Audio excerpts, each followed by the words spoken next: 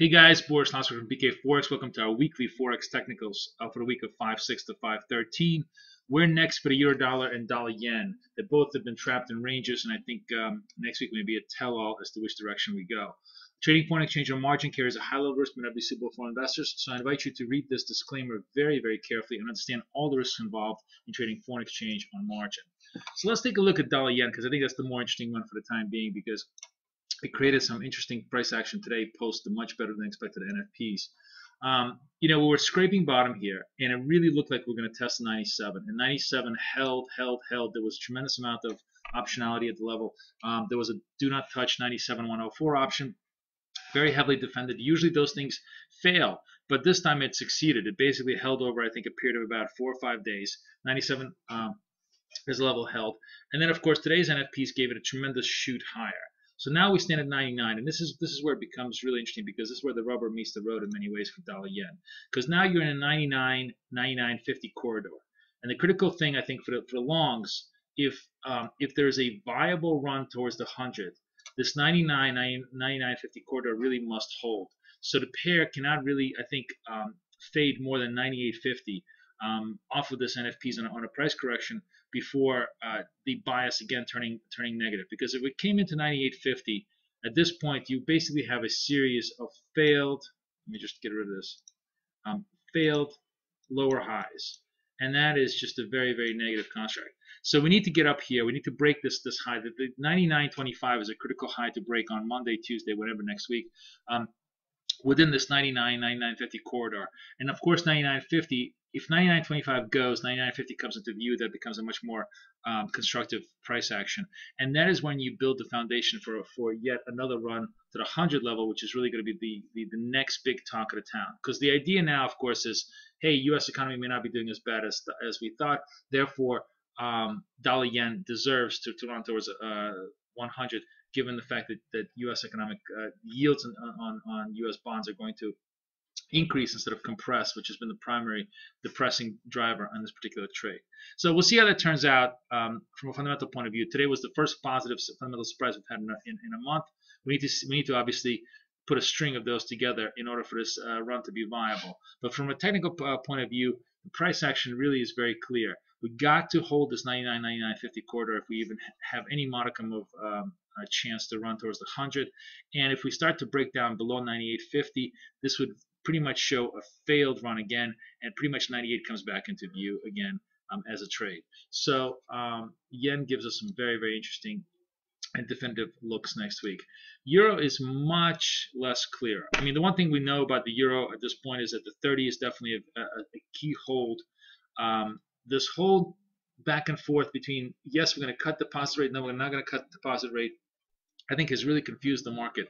And the market basically now has to assess whether the worst is behind in the Eurozone, that is, the worst of the economic depression is behind and growth may be finally starting to take shape, whether the positive numbers out of the U.S. spell some sort of relief for the Europe because their export sector may finally see a little bit of demand on the other side of the Atlantic.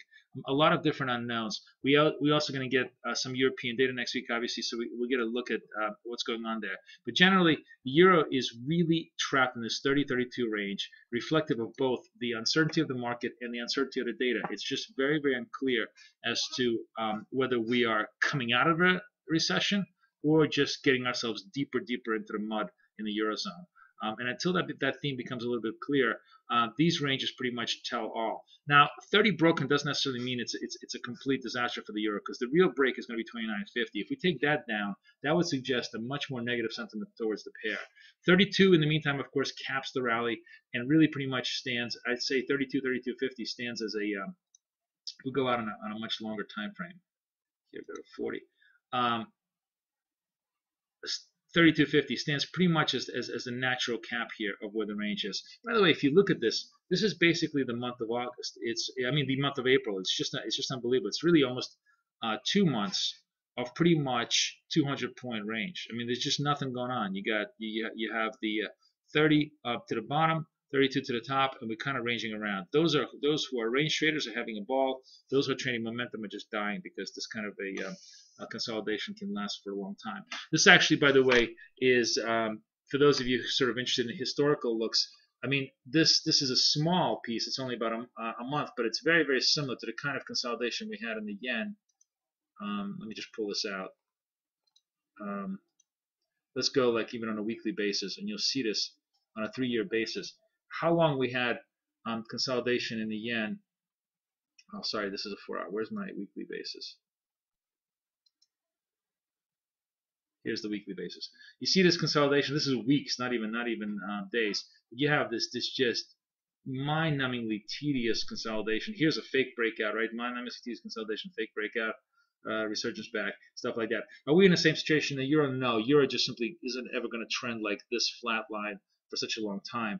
But it is sort of doing this kind of a thing, and that's why the break from these ranges may be much more definitive, because it could tell us in a much deeper way the next 500 points in the pair as we go forward.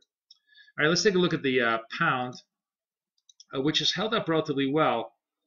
Data in UK has been definitely surprised to the upside this whole week. So 56 still very much caps. The 55 was a big support. This was a spike off the NFPs and a natural buy up. Ended up in the latter better half of the range of the day, above 55.50, still 56 caps. So that's going to be a very, very interesting level to overcome. We take that out, we're really on our way towards 57s, 58s, a very, very healthy move, because basically what it shows is big breakout consolidation and a big breakout higher. That would have to be supported by some more positive risk flows or positive UK data. We start failing here. The failure point, in my opinion, in the pound is the 54.50 level. So we start giving 55 still pretty much remains support, but if we give this back, this 54.50, that really opens up a way towards a 54.53, like a unwind all the way out to the breakout point.